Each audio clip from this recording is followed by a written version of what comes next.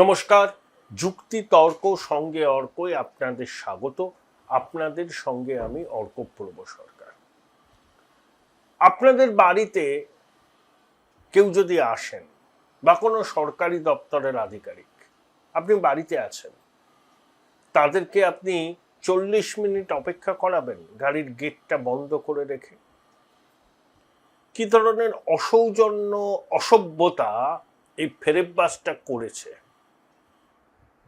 নিজের দলের নেতা নেত্রীদের সঙ্গে ফেরেববাজি অসভ্যতাই করত। কেউ সময় করে গেল ফেরেববাজের সঙ্গে সাক্ষাৎ করতে, ধরুন তার সময় হলো সকালে 11টায়, তিনি রাত 10টায় ফেরেববাজের সাক্ষাৎ পেতেন, সারাটা দিন বরবাদ। এ এক ধরনের বিকৃত আনন্দ হয় না? বিকৃত রুচির লোকের বিকৃত আনন্দ হয়, একটা বিকৃত আনন্দ, একটা প্লেজার উপভোগ করতেন ক্যামাক স্ট্রিটের ফেরেববাজটা, যে মানুষকে বসিয়ে রেখেছি, মানুষকে কষ্ট দিচ্ছি। আরে দলের লোকজন তো তোর চাকর বাকর ছিল, এখন চাকর বাকরদের বিদ্রোহ কেমন লাগে দেখ, দেখ কেমন লাগে খোকা। কিন্তু সরকারি আধিকারিকরা, তাদেরকে 40 মিনিট দাঁড় করিয়ে রাখা হলো। এরা নাকি সৌজন্য দেখায়, সৌজন্য। যেমন এই নির্মম মহিলা, তেমনই হচ্ছে ফেরেববাজ ভাইপো, একেবারে যুগলবন্দি। আর মিথ্যা কথা, কি করে মিথ্যা কথা বলতে হয় এ নিয়ে যদি কোনো কোর্স কেউ করতে চান, ওই হীরক রানীর সঙ্গে অ্যাপয়েন্টমেন্ট করুন। কোনো কাজ নেই তো, 4টে থেকে 6টা আলো করে বসে থাকেন, কেউ গিয়ে বলতেই পারেন যে হীরক রানী, আমি মিথ্যা কথা বলা শিখবো, শেখাবে আমায়? দেখবেন হীরক রানী আপনাকে শিখিয়ে দেবে। যেমন নির্মম মহিলা, তেমনি হচ্ছে ফেরেববাজ ভাইপো। আপনাদের সবাইকে স্বনির্বন্ধ অনুরোধ, চ্যানেল সাবস্ক্রাইব করবেন, থ্যাঙ্কস বাটনে ক্লিক করতে ভুলবেন না। দেখুন, গরু পাচারের টাকা খায়, কয়লা পাচারের টাকা খায়, বালি পাচারের টাকা খায়, চাকরি বিক্রির টাকা খায়, এ সব খায় আমরা জানি।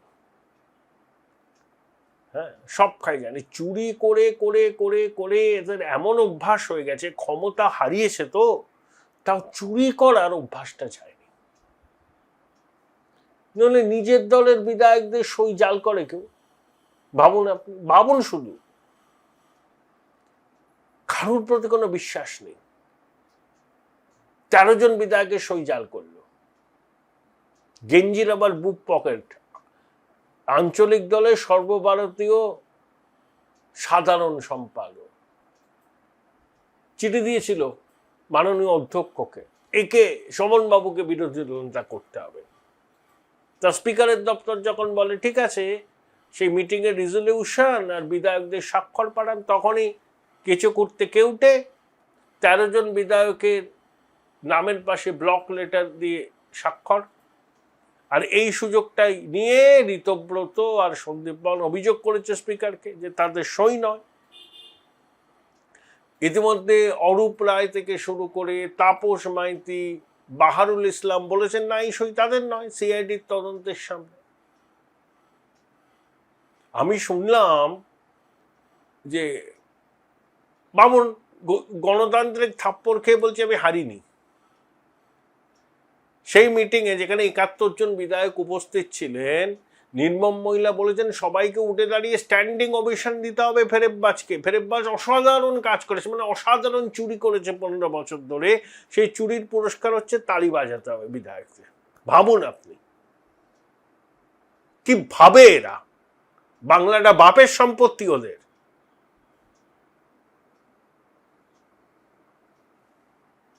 ফেরেববাজ এখন কিন্তু মহাভয় পেয়েছে, বাউন্সার নিয়ে ঘুরছে।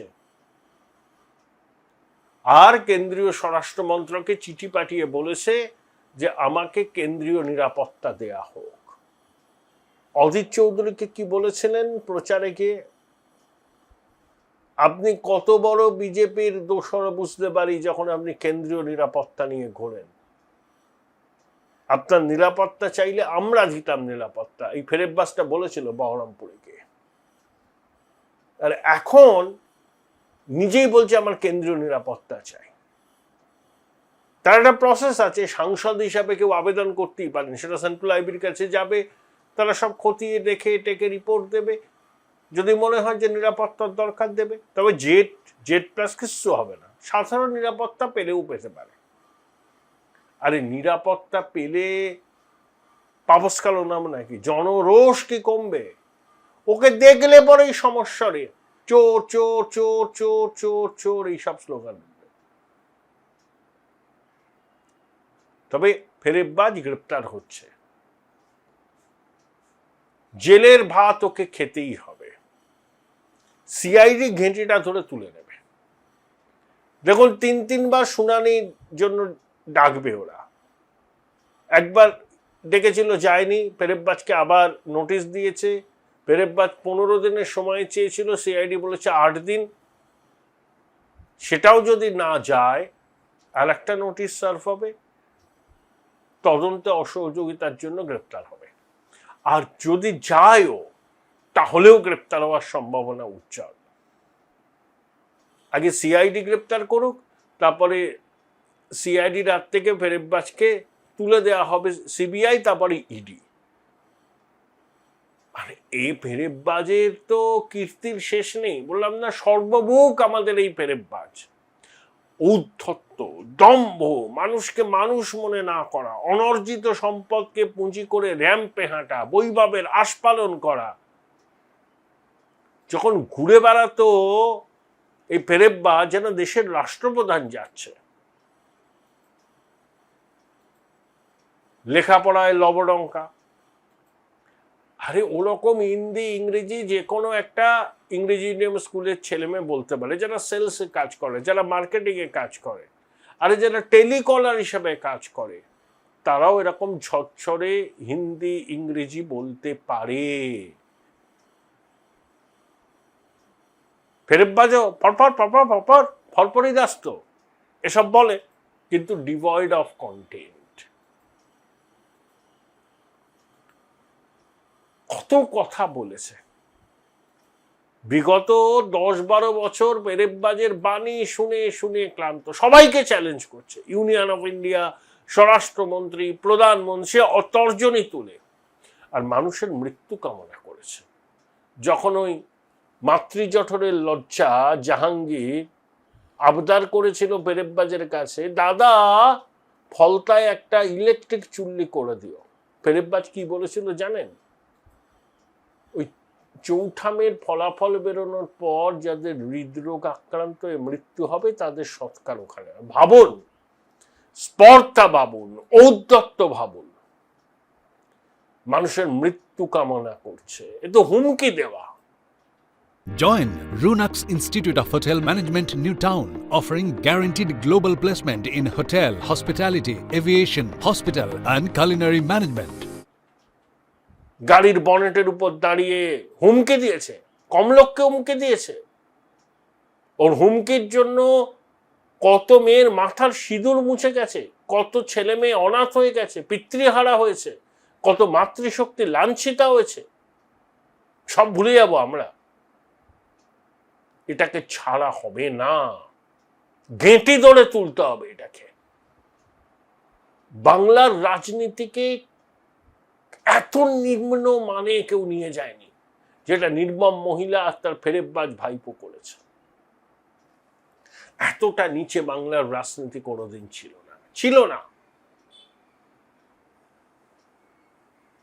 ফেরেববাজ যে পর্যায়ে নিয়েছে, দেখুন বড় বড় কথা, ধমকানি চমকানি এসব অনিল বোস, বিনয় কংয়ারা করত, রাজনৈতিকভাবে করত, প্রতিবাদ করেছি আমরা।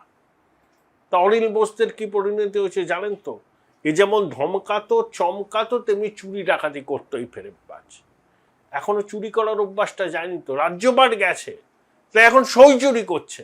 চুরি আমায় করতেই হবে, চুরি না করলে ভাত হজম হবে না, তাই সই চুরি করো।